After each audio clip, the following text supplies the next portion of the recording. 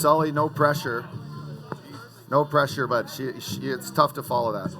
She knocked it out of the park, huh? She's an artist, yeah. She's got a rock stories, star. right? Yeah. Lindsay L. It was nice. You know where she's from? No. She's from Alberta. She's from really? Calgary. Oh, nice. And she's playing during the second intermission. Perfect. How great is that? Yeah. How nice is Nashville? Nice to be back? It's great to be back. I mean, obviously it's changed a ton since I left. I think I left in 2010, 11, so come back a few times. But I haven't had a long stint and stayed here for multiple days and just kind of get to see the area again. And it's changed a lot, but it's fun to see how the city's grown, the fan base has grown. It's outstanding. Crazy walking around here now. Every time I see Sully, whether I see him on TV or I see, I just think of this guy just with the puck. And he is just, it's on his stick, and it's not coming off unless it's in the back of the net. You want to know there's many things I love about Sully? You want to know one with us? Didn't wear a visor. Didn't wear a visor. Wear a visor. I mean, look at the guy. He's got some war wounds, man. Yeah. You know what? Never bought into it. I didn't wear a visor when I first started. It was a year before. I think I played with you, and Ray Shiro, our assistant GM, awesome. I love Ray Shiro. Yes. I got behind the net one time, and I was always mucking, mucking. And I took a stick from Lidstrom right in the beak, still right here, cracked my nose and split me open. And I just remember sitting there going, that's a tough one, right? But I wanted to make the NHL so bad so I could take the visor. I was like, I'm taking the visor off. All the old guys and the guys I look up to don't wear one. And then Ray Shiro just pulls me aside. He's like, listen, you go to the net too much to not wear a visor. You're gonna just rip your. And I think he could just tell I had I wanted to keep the face at half decent. So I put the visor on him, and then. Sully, speaking about no visor, one of the best hockey clips in the history of hockey. I love it.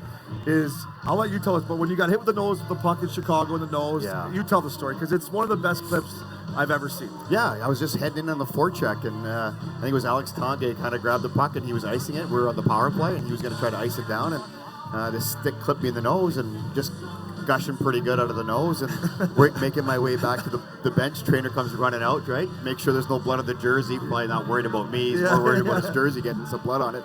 And he just pulls me aside, and I'm going down the glass, and a fan decides he's going to go right into the partition of the glass and make fun of me. And I was just like, man, what was he doing? Was he like? He was just like, he was like, oh, I'm bleeding your nose. And Sully's leaking. Sully's got the thing on his face, and he's like, Sully's looking at him like, come on, man. That's exactly. I'm like, listen, I'm not like I'm faking it here. It's like, so I was just like pissed off, and ended up going back, and then 3-4 minutes later, not very long, the hockey gods. There is such a thing. There is, and Patty Roy behind the net, he decides he's gonna rim it around the glass. It clears the glass, and where the guy was standing between the hash marks and the top and the blue, you can't get hit in the first row. When the goalie rims it around, that's where it's going. Yeah, and it smokes him right on the forehead, cuts him way worse than I was, and he's gushing blood. We fire a towel over. Tony Monte's on the ice, and he's like, "Sully, same guy." Yeah. So I just I whip right over, and the best is Sully knocks. The guy's leaking like a stuck pig, and Sully knocks on the glass, and the guy's like, Sully's like, and then he's like.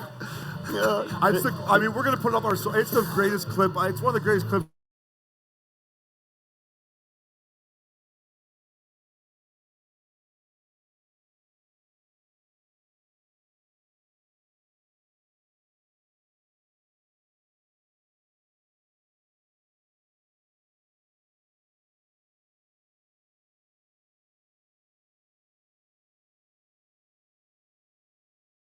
Organization, and I was talking to you through Peck's ceremony, just how special it was, not only for Peck's because we all love him, but the organization. Yeah, it's needed. I think, 25 years now, 98 till now, I'm not great at math, but it's pretty darn close, and I think that you start to need to have these kind of ceremonies and these events for the city, just to show the history of the game, and and just for us to be able to come back and reminisce and be able to kind of interact with the fans and them to see the history of where the organization started and where they are now. So I think they're going to start having them, and I think we couldn't have a better one. I mean, obviously Pekka's, everyone's going to talk about his accomplishments on the ice, the trophies he's won, but I think it's fair to say we all talk about the human first. I just think that the precedent they're setting with putting his jersey up, it's not just about the on-ice accolades, but it's also the off-ice, how much he does for the community, his interactions and his connection to the city of Nashville is massive. And now with them putting up a statue for him. I just think it's the right guy to do it, and it's going to really start the continuation of this organization and how it moves forward. It's going to be perfect. Exactly. This is a nice picture of you here. Look at that. The head up, Sully. I don't have the puck. I definitely you don't have the puck? I don't know. You're not fact checking. Definitely. Well, I was telling Pekka the story too. I was watching all the highlights of your saves, and I'm like, oh man, I wonder if I'm going to make one. I'm like, I was never that close to Pekka's. I was standing at the far blue waiting for someone to throw it to me. There was a clip of Marty Erat. It took him 2 years to finally meet him on the ice because he's like, I never saw you on the ice. Never saw. There was a clip up there. We're all hanging out. I'm like, Marty, grab a guy there, Marty. He's like, 2 years I introduced myself. You're our goalie, Pekka. Nice to meet you. Yes, that's true. I do remember, you talk about the history here. I do remember going when I was a draft pick. I think I was 3 years into the inauguration of this team. We were going to schools, in and around, or like the urban and kind of resident, like what do you call it, residential areas of Nashville, and playing street hockey and stuff, and bringing this nice scarf that Obi has, bringing things like that around. And now Shane today, when we're signing autographs, he's like, I'd like to know the jersey sales here in Nashville, like the amount of people that are wearing yellow and blue, compared to like just what it was like when we're here.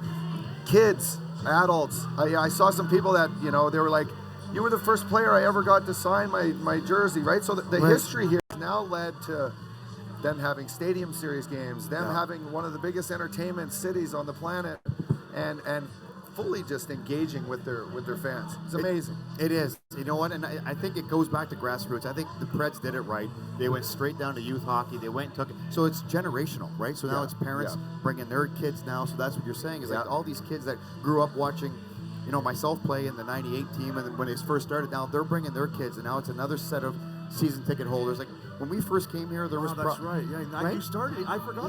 Yeah. So wow. so now you're looking at it. You're like, when we first got here, there was 20,000 fans. Yeah. 15 would come to the game. Yeah. Right. And then there was 5,000 others. Now it's the whole city. It's the whole city. It's painted Preds. It's painted. And I remember one of the owners, Tom Sigrin, showing us the prints of the yellow jerseys, and I was just like an old school guy going like, I don't know. He's like Sully, like, there's too many red jerseys in here. The Detroit Red Wings, when they come in, that red jersey in our stands, do you remember that? Sticks out. It was nuts. It was nuts. There were so many Detroit Red Wings fans. He's like, I don't like it. He's like, if you look down the street, down Broadway, and you see an orange jersey, what is it? I'm like, oh, it's U of T. He's like, we need something. We need gold. And like, sure enough, within 2-3 years, now the rink is gold. It completely changed. But you're right. They love to support the team, and it's not just watching, not just coming to the games, but it's all the memorabilia, the jerseys. It's fantastic. Yeah, how's the golf? Sorry. Yeah, I got one. And so you teed me up for my question. When we play, I just want to talk golf now. When we, I'm like, how would that waste? We're talking golf. Sorry. But when I was here with you all year, we finally got over the hump of winning the first round of the playoffs. Yeah. And I was lucky enough to play in Vancouver and get to the second round. And I remember the emotion of the owners and the GM and the assistant GM. And I was like, they going hugging Webbs and Sully and crying. I'm like, it was a big moment. It was a big moment. I mean, because that's the evolution of an organization. You're not just going to be able to, sure, I think, Vegas might be the outlier where they just kind of come in and they go right to the finals. But that's different. Well, that was because all the visiting teams were just having so much fun. Well, I mean, and they have one fun. I know they do. There's a home field advantage here, too. There sure is. We'll see that. We'll see how fun the Tampa Bay Lightning had last night. But it's the evolution of an organization, and I think that you have to take baby steps, right? You have to try to get to 500 when you're an expansion team, and then you have to try to get to the playoffs, and then you have to win in the first round. And then you're going to continue to move on and try to get, in 9-17, they go to the Stanley Cup final. So I think for them, it's the whole start till then and where they're going. Yeah. They're looking further. That's well said. And I was young and dumb at the time, but that's how they looked at it. They looked at it like, okay, here, this was our first mount we got over. Exactly. Now we can, now we What's can keep next? moving forward. They were looking further on than just that. Yeah. I mean, they were happy about that, but they're thinking we are here now. We're not just an expansion team now. We're an organization that's going to be good for the next couple of years, and hopefully we can continue to move on. And they did. Scottsdale. Okay, yeah. Hey, seriously, I had to go home after the sign this morning. I looked down at him like, you miss Scottsdale Sully? He's like, yeah. Hey, what a event. DraftKings just exploded. They had the new tent they had on 17. We went in and just, the Fella Tour really just, we went hard there. You went hard, huh? Well, yeah, we did a lot of work. We got a lot of great interviews. We had, Max Homa, Keegan Bradley. Then we went hard. But what an event, and Scottsdale, I mean, they're hosting the Super Bowl next year, the same weekend of the Waste Management Open. What does that do to that city? I mean, well, I live there. I'm literally 5 minutes from the course, so I'm like down the street. You should leave and rent your house for like $100,000 for the week. Well, the thing is that the traffic that happens, right? It just blows up. But it's great. I think it's great for the city. It's great.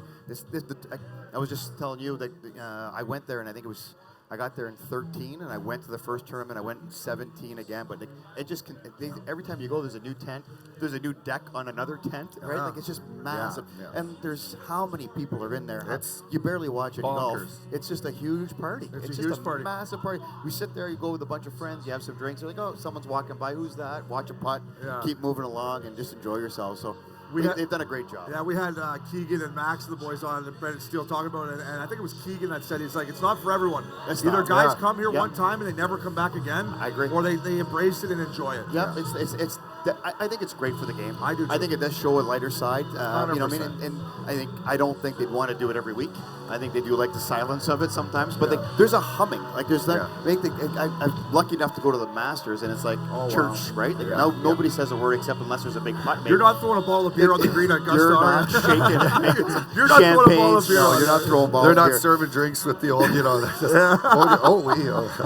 Keep your head on a swivel. But it is fun to have some, some diversity. Well, we got to get out and have a nice round of golfing at some point too. Yeah, reach out. See that short game of yours. You always had the sickest mitts. Stop it. Would you ever want to play in one of these outdoor games? Because I never wanted to. Would you? You never played in one, right? No, but you know what? I was lucky enough to. I would have loved to play in it. Yeah. Right. Growing up, you play on the outdoor rinks, and you dream about playing inside in front of 80. But I just think that 60,000 people. I think it's kind of neat. I think it's the experience. I don't know if it's the game itself. I remember skating outside with my toes freezing and be like, man, just give me an NHL somehow here. So I love to be cool. Put the hot shots. Yeah, I had one of those this morning. Keep my hands warm. But no, it would have been fun. I was lucky enough to play in one of the alumni games when we were in Detroit.